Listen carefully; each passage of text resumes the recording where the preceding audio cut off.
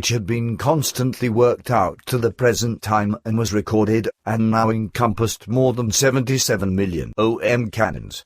Now, in order to be able to fulfill this mission on other worlds, on which old spirit forms from the Enoch lineage, respectively, and Demian lineage thereby reincarnated, because earlier humans from the named lineage passed away there as also on the earth, special humans were, since ancient times, sought out again and again from the concerned worlds, who were taught just as much by our ancestors and earliest originating ancestors as we likewise continue to do.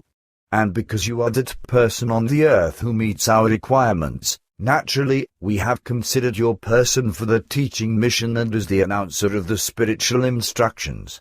Indeed, there are different vaguenesses in respect of the origin of your spirit form, yet it is to be assumed that we will also finally solve this riddle. We do have our suppositions that we are following up and that we will surely soon finally clarify.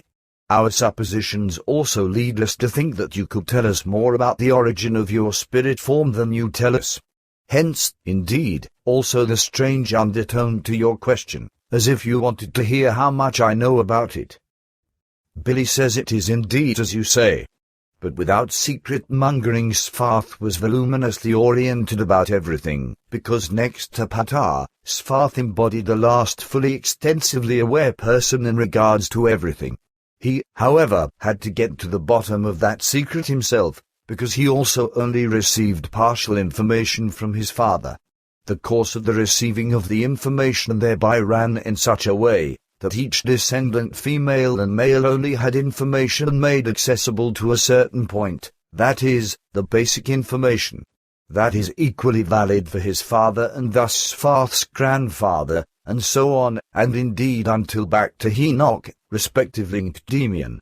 Everything further had to then, through one's own learning and through one's own hard efforts, be independently learnt and fathomed so that evolution was guaranteed. The conditions are also still the same today, consequently, therefore, you and Ptaah, as well Semjase, have to go the same way, which also applies to me. That also applies to the Earth humans, because if all knowledge was simply tossed out to them like feed and they fed on it thoughtlessly and without processing, then it would bring no proper success, but rather only a certain school knowledge, while the undigested remainder would be secreted again as excrement. In other words, everything undigested would be forgotten, and would therefore be completely useless.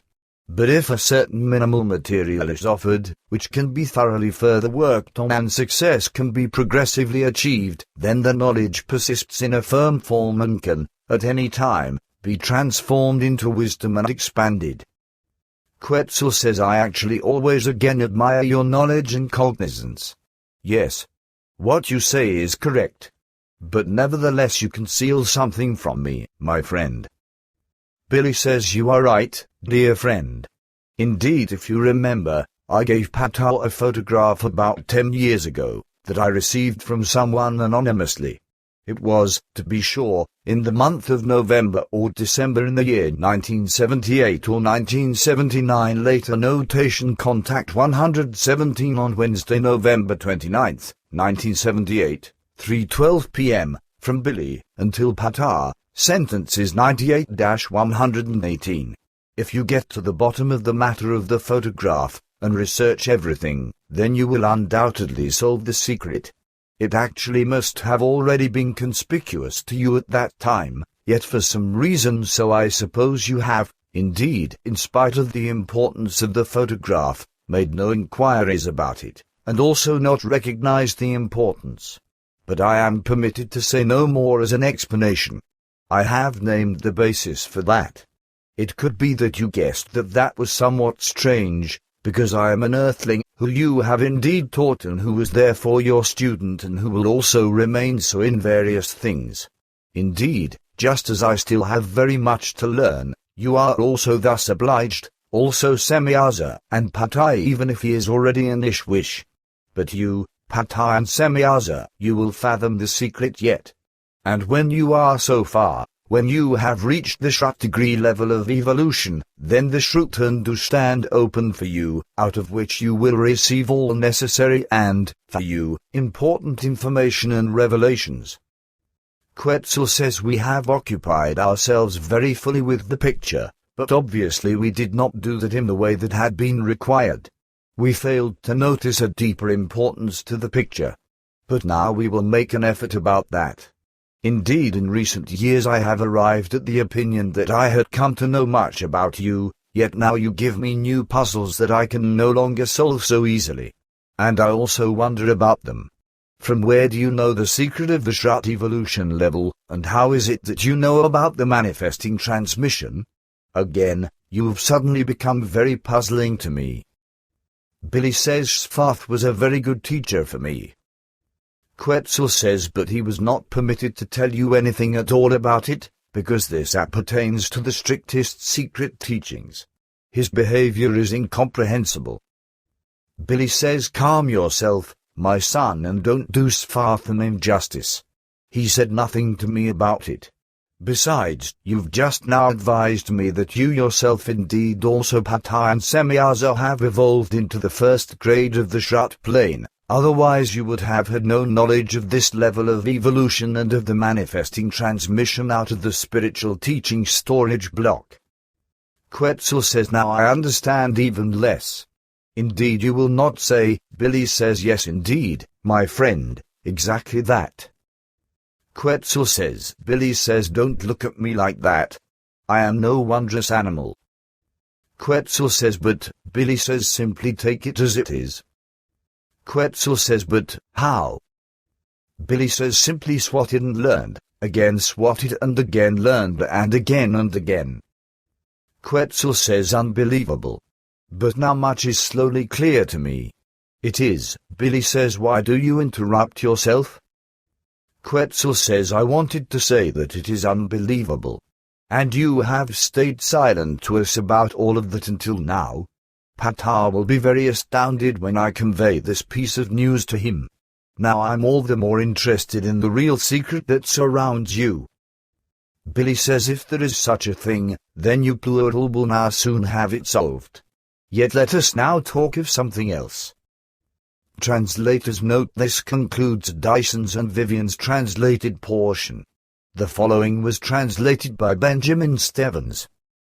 I still have some questions at an earlier time. We once talked about the fact later note 100th contact, Friday, the 1st of June 1978, Quetzel, sentences 81-84 that there are still many undiscovered nutrients on Earth that are very valuable for humans, but only few are aware of this. In addition, so you said at that time, the Earth people, for inexplicable or incomprehensible reasons of disgust, would avoid these, as you said. At a later time, you gave a further explanation about this, which, unfortunately, was not recorded in a contact report. You spoke of the fact that the aforesaid nutrients existed in the seas, rivers, and lakes. Does it concern small and micro life forms? Quetzel says on the one hand, yes, and to be sure, in the form of vegetal and organism-related plankton. Overall, it concerns very small organisms floating along in the water, which don't move themselves but which are moved by the timeless weak or strong waves of water. But other nutrients also exist in the form of all kinds of algae, etc., which humans could utilize for themselves if they would only strive for it or wouldn't be disgusted by it. The aforementioned products or nutrients, plankton and algae, are diverse and, moreover, are not only satisfying but also health-sustaining and health-promoting, for they contain many vital substances such as various acids, vitamins, as well as trace elements and minerals. Such foods can be found both in salty seas as well as in fresh waters, so therefore in brooks, rivers, streams, and lakes. Note by Billy, May, 2003 with the address Nutrients from Seas and Freshwater. It concerns, on the one hand, as explained by Quetzel, vegetal and organism-related plankton and, on the other hand, algae and other aquatic plants of the most diverse kinds. But primarily, a freshwater alga, namely an algal species by the name of Spirulina platensis, lies behind it a bluish-green, microscopic alga general name blue-green alga, whose spirally